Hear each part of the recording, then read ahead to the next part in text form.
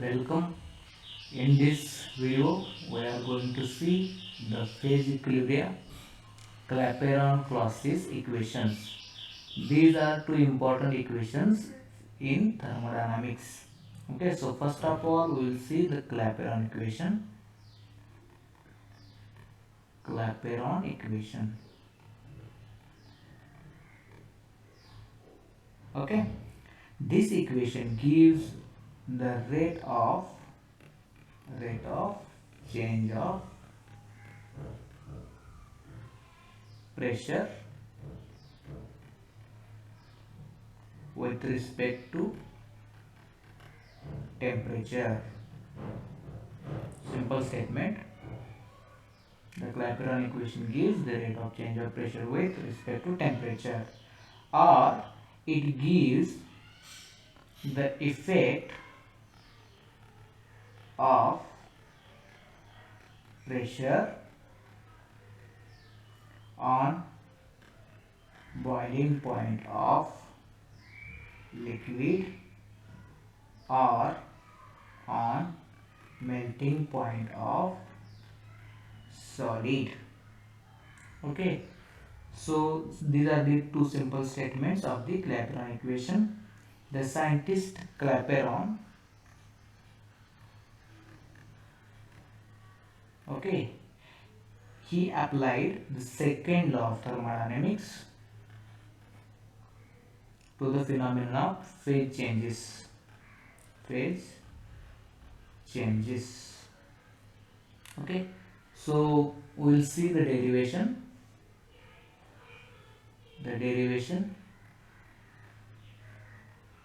Derivation of Clapeyron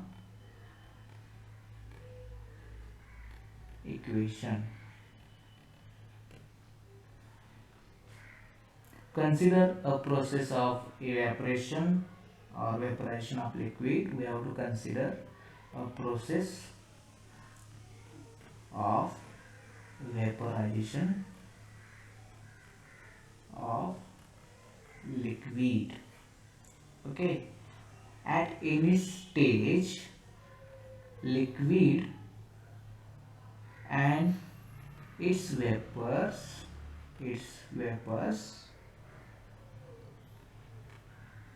are in equilibrium with each other.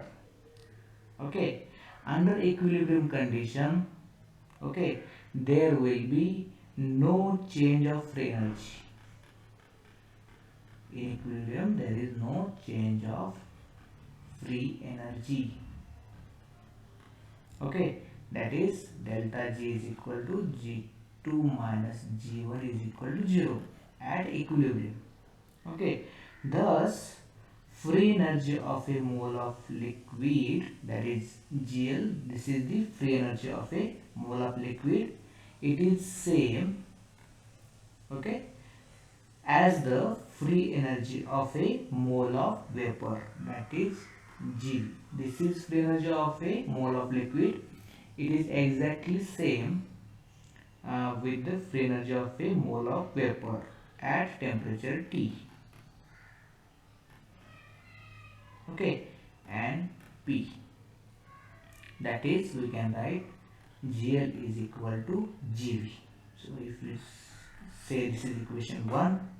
Now, if the temperature is increased from T to T plus dt, okay, pressure must be increased from P to P plus dP, so that the two phases will be in equilibrium, okay. So under this condition,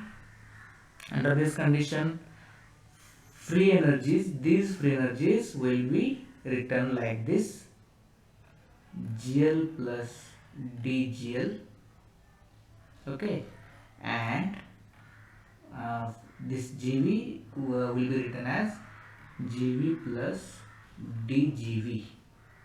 Okay, now Since the equilibrium is re-established, the change in free energy must be zero. Okay, equilibrium is there. So again the change in free energy will be 0, and if the free energy change is 0, then this will be equal to this.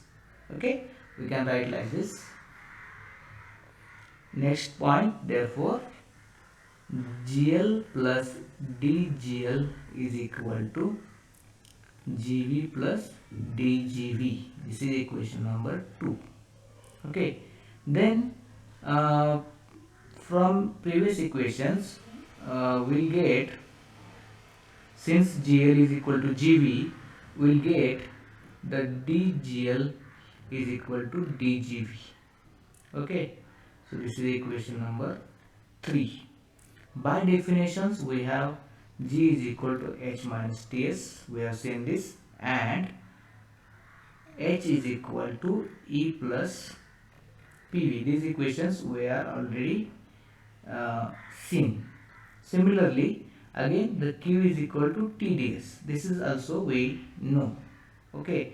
Therefore, if you put the value of H here, we'll get the G is equal to E plus PV minus TS. Okay. And if we differentiate this equation, we'll get dg is equal to dE plus pdv plus vdp minus tds minus sdt. Differentiating this equation, we have got this equation. Okay. Then from the first law of thermodynamics, we know Q is equal to dE plus pdv, which is equal to TDS. Okay. Therefore, this equation becomes dg is equal to vdp minus sdt. So putting all these values in this equation, we have got this equation. Okay, this equation is equation number 4. This equation for liquid and vapor phase can be written as, if we want to write this equation in form of liquid or for vapor, we can write like this. First one, that is dgl. For liquid, dgl is equal to vl dp minus sl dt for liquid, and for vapor, dgv is equal to, okay, vv dp minus sv dt for vapor. Okay, but we know the dgl is equal to dgv. We have already seen this. Okay, hence then what will happen? The vl dp minus sl dt is equal to vv dp minus sv dt. So we can take the SVDT minus SVDT on left side and this VLDP on right side. Therefore, we'll get this equation SVDT minus SLDT is equal to VVDP minus VLDP. Okay. Now taking DT and here this is DP. Okay, so taking dt common on this side and dp common on this side, will get therefore SV minus SL into bracket dt is equal to VV minus VL dp. Okay, so taking the ratio, will get the dp upon dt is equal to SV minus SL divided by VV minus VL. Okay, so this is equation number 5. But but we know SV minus SL is equal to delta S, which is equal to heat of vaporization divided by T. Okay, so where Q vaporization is latent heat of vaporization per mole.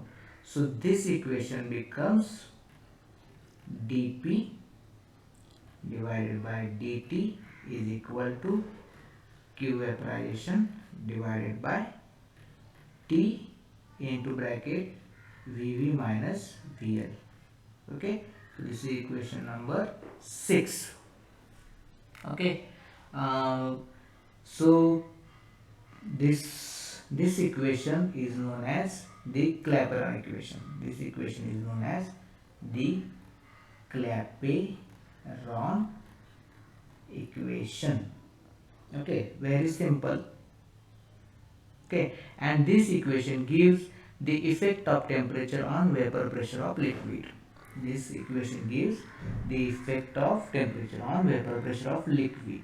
Now we can rearrange this equation. Let me clear this.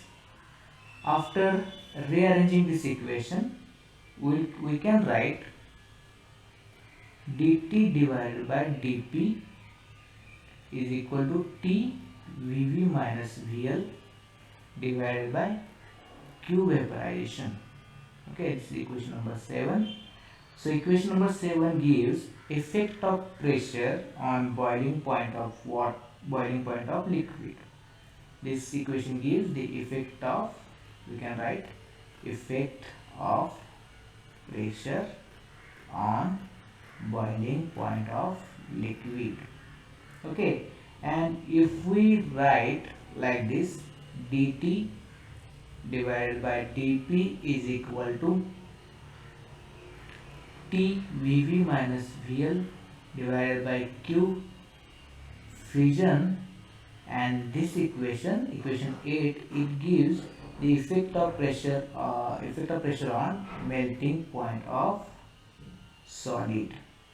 Okay, in general this equation can be written as dp divided by dt is equal to Q divided by T V2 minus V1, where V1 is volume in initial state, okay, V2 that is volume in final state, and Q is equal to heat absorbed in change from state 1 to 2. Okay, so in this way we can derive the Clapeyron equation. Okay, so next we will see the Clapeyron-Clausius equation. Previously we have seen only the Clapeyron equation. Now we will see the Clapeyron-Clausius equation. Clausius, he is scientist. He simplified the Clapeyron equation by assuming that vapor obeys ideal gas laws. Okay, so if the vapors obeys the ideal gas laws, the evaporation of liquid, the volume of liquid is negligible in comparison with that of vapor. Okay, that is, we can write Vv minus Vl is equal to or nearly equal to Vv. This is equation 1. But for ideal gas we can write Pv is equal to RT. Okay, therefore Vv is equal to RT divided by P. Okay, this is equation number 2. We know the Clapeyron equation for evaporation of liquid as the dP divided by dt is equal to Q vaporization divided by T Vv minus Vl. Okay, putting the above two equation in this equation, we can write the dp divided by dt is equal to q evaporation divided by T into Vv. So by putting the value of Vv, which is equal to Q vaporization divided by T into RT divided by P, okay, which is equal to P into Q vaporization divided by RT square. Okay, so we have got the dp divided by dt is equal to this. Okay, so this is equation number 3. Now we have to integrate this equation. Between limits P1 and P2. Okay, at temperature T1 and T2. So integrating this equation between these limits, will get, here I will write integration from P1 to P2 dp divided by P, okay, is equal to integration from T1 to T2 Q vaporization divided by RT square into dt. Before this P we have taken on this side, and dt this have taken on the right side, and then we are going to integrate.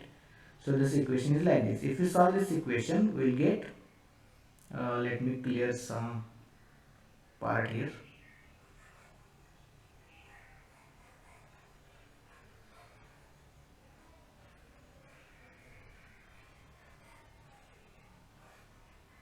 Okay, so we will get,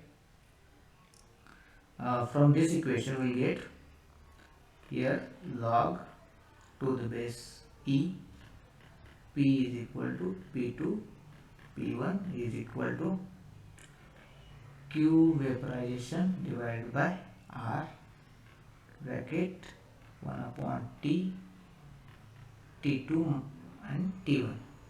Then if you solve this, we will get log to the base e, P2 divided by P1 is equal to Q vaporization divided by R, okay, into bracket 1 upon T2 minus 1 upon T1, okay, so which is equal to Q vaporization divided by R, okay. So here the minus sign is there. If we have to remove this minus sign, the bracket must be written like this: minus 1 upon T1, 1 upon T2. Okay, so in general this equation can be transformed like this. If we have to remove the log to the base e, then we will write 2.303 log to the base 10 P2 upon P1 is equal to Q divided by R, into bracket the cross multiplication is there, T2 minus T1 divided by T1 into T2. Okay, so this is the Clapeyron-Clausius equation number 3 or 4. So this equation is the integrated form of Clausius-Clapeyron equation. Q is the heat absorbed, okay, to bring out the change. It may be latent heat of phase transition. Then out of the P1, P2, T1, T2 and Q, if any 4 values are given, the fifth value can be easily calculated. And okay, so in this way we have derived the Clausius-Clapeyron equation. I hope you will easily understand this equation. Thank you for watching.